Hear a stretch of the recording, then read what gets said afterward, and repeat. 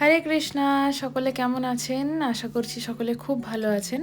প্রবাসী কৃষ্ণের সংসারের আরেকটা নতুন ব্লগে আপনাদের সকলকে স্বাগত জানাই। তো আজকে সোমবার, আর আজকেই সেই বহু প্রতীক্ষিত দিন বলরাম জয়ন্তী আর রাখি পূর্ণিমা। তো আমরা আজকে একসাথে বলরাম জয়ন্তী সেলিব্রেট করব। আর আজকে প্ল্যান আছে যে ভগবানের জন্য 56 ভোগ বানানো হবে। আর রাখি পূর্ণিমাটা আমরা আগামীকালই সেলিব্রেট করব। তো এই যে সকাল সকাল লেগে পড়েছি, এই লোহার কড়াইটাতে বেশ সুন্দর ভাজা হয়, তাই ফুলকপিগুলো ভেজে নিচ্ছি। আর পায়েসটা বানাতে তো অনেকটা সময় লাগে, তাই আমি প্রথমেই দুধ সেদ্ধ করতে বসিয়ে দিয়েছি।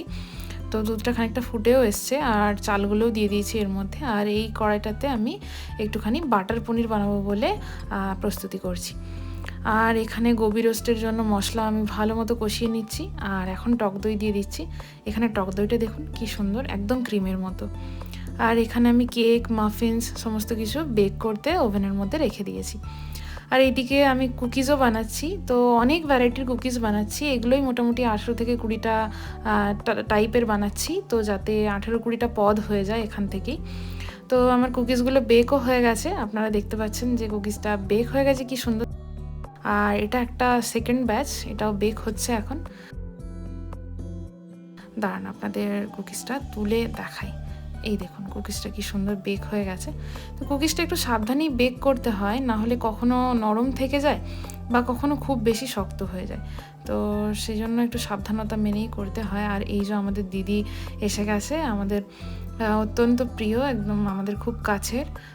জানেন, প্রত্যেক বছর এই উৎসবগুলোতে প্রভু আর আমরা দুইজন মিলেই রান্নাবান্না করতাম। তো এখন আমাদের কাছে এই দাদা আর দিদি এসেছে বলে আমাদের এত ভালো লাগছে যে আমরা এখন 2জন থেকে 4জন মিলেই প্রথমবার বলরাম জয়ন্তী একসাথে সেলিব্রেট করছি। তো দাদা আমাকে বলছে যে বোন, আমাকে যে যে মিনিয়াল সার্ভিসগুলো আছে সেইগুলো দাও। তো দাদার কতটা বিনয় সেটা আমরা দেখতে পাচ্ছি। আর দাদা এখন সেজন্য বসে বসে ভগবানের জন্য ফুল ছাড়াচ্ছে, রাত্রে পুষ্প অভিষেক হবে, তো ফুলের পাপড়ি ছাড়াচ্ছে। আর রান্না প্রায় শেষের দিকে, এখন দিদি লুচিগুলো ভেজে নিচ্ছে আর আমি এদিকে পেপার কর্ন রাইস বানাচ্ছি। আর সমস্ত ভোগ এখন অবশেষে ভগবানকে নিবেদন করছি।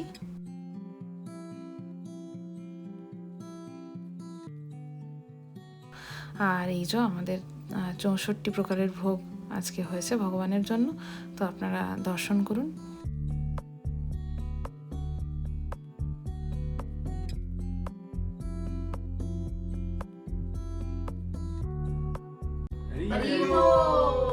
বলরাম জি কি জয়। তো আমরা প্রসাদ পেতে বসে পড়েছি, আর প্রায় বেলা 3টা বাজে। আর এই যে প্রভুর ক্লাস শুরু হয়ে গেছে। প্রভুর আজকে নামহট্টে ক্লাস আছে, বলরাম কথা, আদিগুরু বলরামজির সম্পর্কে প্রভু বলছেন। আর আমরা এখন মন দিয়ে শুনছি। তো পাশের রুমে গেলে প্রভু ডিস্টার্ব হবে, তাও চলুন আপনাদের লুকিয়ে লুকিয়ে দেখাই প্রভু কোথায় ক্লাস দিচ্ছেন। অর্থাৎ বলরাম এই প্রথম কৃষ্ণের সাথে এত ক্লোজ, এত সান্নিধ্যে তিনি আসলেন। আর এই যে আমাদের ঝুলন যাত্রা শুরু হয়ে গেছে। জানেন তো, এইবারে গোপালদের জন্য দেশ থেকে একটা দোলনা আনছিলাম। তারপর সেই দোলনাটার ওজনটা একটুখানি ভারী থাকার জন্য না ব্যাগ থেকে বের করে দিয়েছিলাম। আর এইবার এই ঝুলন পূর্ণিমার সময় আমাদের এই পাশে যে দাদা দিদি রয়েছে, তারা বলে যে তোরা ঝুলন করবি না। তখন আমরা ভাবলাম সত্যিই তো, কত ভক্ত, কত টেম্পোরারি সেট আপ, কত কির মাধ্যমে ভগবানের ঝুলন যাত্রা মহামহোৎসবকে অনুষ্ঠিত করে। তো তারপরই এইভাবে আমরা দোলনা বানিয়ে নিলাম। তো ভগবান তার সেবার ব্যবস্থা নিজেই করিয়ে নেন। আপনারাই দেখুন, দুটো চেয়ারের মাঝখানে কি সুন্দর দোল খাচ্ছেন আমাদের গোপালজি। তো এবার হবে ভগবানের পুষ্প অভিষেক, আপনারা দর্শন করুন পুষ্প অভিষেকের।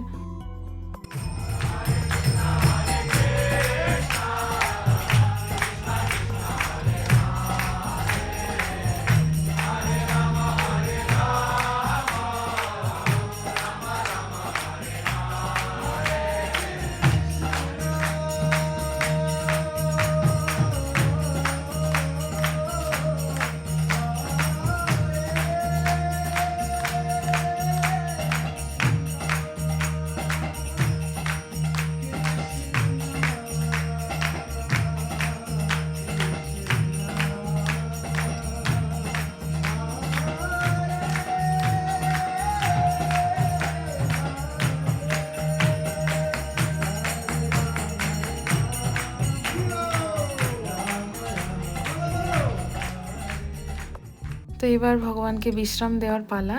আজকে খুব সুন্দরভাবে বলরাম জয়ন্তী সেলিব্রেট হলো একসাথে। তো দেখা হচ্ছে আরও একটা নেক্সট ব্লগে। সকলে সুস্থ থাকবেন, ভালো থাকবেন, আর আমার ভিডিওটি ভালো লেগে থাকলে লাইক, কমেন্ট আর সাবস্ক্রাইব করে আমার পাশে থাকবেন। সকলকে জানাই বলরাম জয়ন্তীর অনেক শুভেচ্ছা। হরে কৃষ্ণা।